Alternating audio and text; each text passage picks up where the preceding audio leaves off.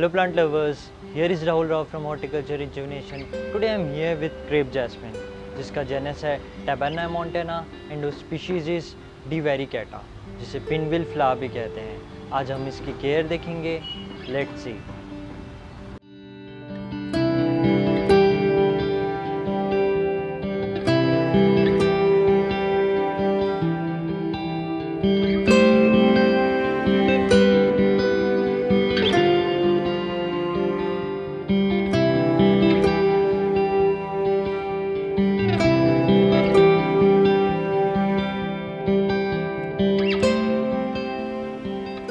Let's start with certain things about this plant. That this plant is an easy growing plant, one of the best plant for beginners. ये multiple sunlight condition को tolerate कर सकते हैं। ये थोड़ा under watering और over watering भी tolerate कर लेते हैं। उसके साथ साथ ये भी है कि अगर बग्स भी उतने खास नहीं दिखेंगे अगर आप केयर अच्छी करेंगे तो ये प्लांट की कुछ स्पेशलिटी है। उसके साथ हम इसकी सनलाइट देखते हैं कि इसमें कितना सनलाइट हमें देना है। Talking sunlight, I begin with summers. Summer में आप इसे पूरे इनडायरेक्ट सनलाइट में रखिए, डायरेक्ट सनलाइट आपको नहीं देना है। वन ऑफ द रीज़न है कि समर में जाते हैं डॉर्मेंसी में। आपको इसकी ग्रोथ ज़्यादातर दिखेगी ऑटम में, स्प्रिंग में और मॉनसून में। तो इसकी ग्रोथ समर और विंटर में आपको उतनी नहीं दिखेगी कि ये चले जाते हैं डॉर्मेंसी में। ये अभी टेम्परेचर चल रहा है यहाँ रायपुर में 33 degree Celsius maximum and 23 degree Celsius minimum जा रहा है। 30 सितंबर है, तो इस कंडीशन में बहुत अच्छा ग्रो करते हैं। ऑटम का टाइम है, स्प्रिंग में भी बहुत अच्छा ग्रो करते हैं। आपको लीव्स दिखेगी, आपको ये वाइब्रेंट लीव्स दिख रही है इसलिए क्योंकि ये इस सीज़न में बहुत अच्छा ग्रो करते हैं। कई लोग इसको मिस्टेकनली ये चीज़ देखेंगे कि समर आता है या फिर विंटर आता है तो लीव्स उतनी वाइब्रेंट नहीं रहेगी, थोड़ा डल हो जाता है प्लांट। तो वन ऑफ द रीज़न है कि डॉर्मेंसी में जाते हैं। तो वहाँ आपको ध्यान रखना है कि प्लांट चले जाते हैं डॉर्मेंसी में। आपको ग्रोथ के बारे में इसको थोड़ा ध्यान रखना है। इजी ग्रोइंग प्लांट है पर कुछ चीज़ें जानना ज़रूरी है। अगर आप जान गए तो आप इसे बहुत अच्छे से ग्रो कर सकते हैं। उसके बाद मैं बाकी रेस्ट ऑफ द सीज़न के सनलाइट में आऊँ तो ऐसे कि आप 4-5 घंटे की डायरेक्ट सनलाइट दीजिए। उसके बाद आप इनडायरेक्ट सनलाइट देते हैं या फिर ब्राइट सनलाइट में रखते हैं तो सही है। पॉट साइज़ थोड़ा मैटर करेगा।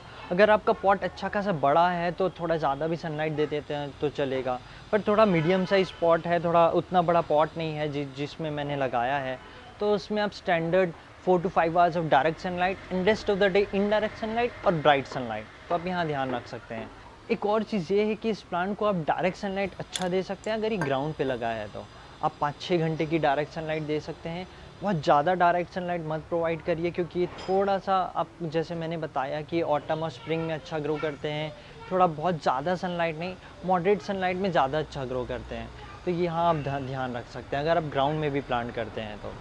ये दोनों प्लांट की बात करूँ मैं तो ये दोनों प्लांट पहले एक ही पॉट में लगे थे। ये दोनों करीब 3 साल पुराने प्लांट हैं। तो पहले ये एक ही पॉट में लगे थे, उसके बाद 1 साल बाद मैंने इन्हें 2 पॉट में किया। उसके बाद हुआ ये कि मैं इस प्लांट को मैंने रिपोर्ट किया है लास्ट ईयर और इस साल स्प्रिंग में प्रून किया है।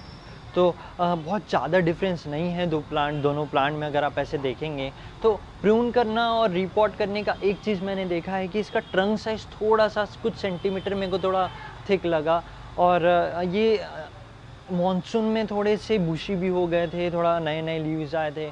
तो यहाँ पे आप देख सकते हैं बहुत ज़्यादा डिफरेंस नहीं है, पर मैं एक चीज़ बोल सकता हूँ कि ये प्लांट थोड़ा हेल्दी रहेगा क्योंकि इसकी रिपोर्टिंग हुई है और इसकी नहीं हुई है तो रूट थोड़ा इसका बाउंड हो गया है। बहुत ज़्यादा डिफरेंस नहीं है। आप 3 साल में भी करते हैं अगर इतने बड़े पॉट में तो चल जाएगा। तो कई बार ये भी होता है कि हमें रिपोर्ट कब करना है। तो एक चीज़ मैं अपने एक्सपीरियंस से ये बता सकता हूँ कि आप इसे 2.5-3 साल में रिपोर्ट करें। मीडियम साइज़ पॉट है तो आप करें तो चल जाता है। अगर बड़ा पॉट है तो आप 3-4 साल में भी कर सकते हैं। इस प्लांट की बात कर रहा हूँ। वन ऑफ द रीज़न है इजी ग्रोइंग प्लांट है, ज़्यादा केयरिंग नहीं लगता है इन्हें, ज़्यादा बग्स नहीं आते हैं। यूजुअली तो मैं ज़्यादातर स्प्रे करते रहता हूँ नीम ऑयल या फिर इंसेक्टिसाइड, फंगीसाइड दूसरे प्लांट में स्प्रे होते हैं तो थोड़ा बहुत इसमें भी पड़ जाते हैं। तो उसके अलावा इसको ज़्यादा एक्स्ट्रा केयर करने की ज़रूरत नहीं पड़ती है। अलग से इसके लिए कुछ और स्प्रे करना या फिर कुछ और ट्रीटमेंट देना बग्स के लिए नहीं ज़रूरत पड़ता है। तो I think bugs is already covered. तो मैं इसके वाटरिंग पे आता हूँ। अगर मैं वाटर में आऊँ तो इसे थोड़ा ड्राई स्टेट पसंद है। अगर आप ग्रोइंग पीरियड की बात करो स्प्रिंग, ऑटम और मानसून में, तो आप हाफ इंच चेक करके वाटर दीजिए, क्योंकि ग्रोइंग पीरियड में वाटर ज़्यादा कंज्यूम होता है, लीव्स भी हैं अच्छे खासे, तो ट्रांसपिरेशन भी होता है। ये पहले वीडियोस में मैंने कहा है कि जितना बड़ा प्लांट होगा उतना ज़्यादा वाटर कंज्यूम करेगा। ग्रोइंग पीरियड है, ज़्यादा वाटर कंज्यूम करेगा, तो ये चीज़ आपको ध्यान रखना है। डोरमेंसी में प्लांट उतने वाटर कंज्यूम नहीं करते हैं, तो यहाँ आपको विंटर में ध्यान रखना है कि विंटर में आप 1 इंच चेक करके वाटर दीजिए। विंटर में ऐसा नहीं दीजिए, क्योंकि होता यह है कि फ्रीक्वेंसी का फ़र्क पड़ जाता है।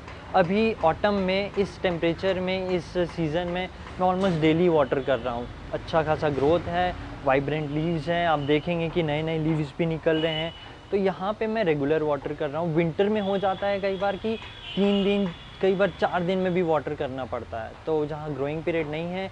समर में ज़्यादातर वाटर कंज्यूम कर लेते हैं, इवोपरेट हो जाते हैं, कंज्यूम तो उतना नहीं करते हैं।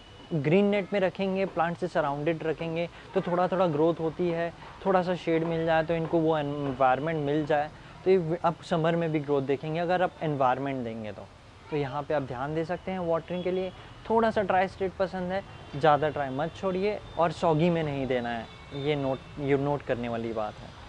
उसके बाद मैं इसकी फर्टिलाइजेशन पे आता हूँ। जैसे this plants are not heavy feeders, तो इन्हें बहुत ज़्यादा फर्टिलाइजेशन की ज़रूरत नहीं है। आप नॉर्मली कुछ प्लांट्स को फर्टिलाइज़ करते हैं उसके साथ कर दीजिए, अलग से फर्टिलाइज़ करने की ज़रूरत नहीं है। तो आप यहाँ पे ध्यान रख सकते हैं, नॉर्मल फर्टिलाइज़र वर्मी कंपोस्ट हो गया या फिर काऊ डंग फर्टिलाइज़र हो गया, या फिर आप जो हम बोन मिल वगैरह देते हैं तो आप नॉर्मली दे सकते हैं, एक्स्ट्रा फीड करने की ज़रूरत नहीं है। I'm having this plant in ground at my backyard. You can see that video. Here is the video.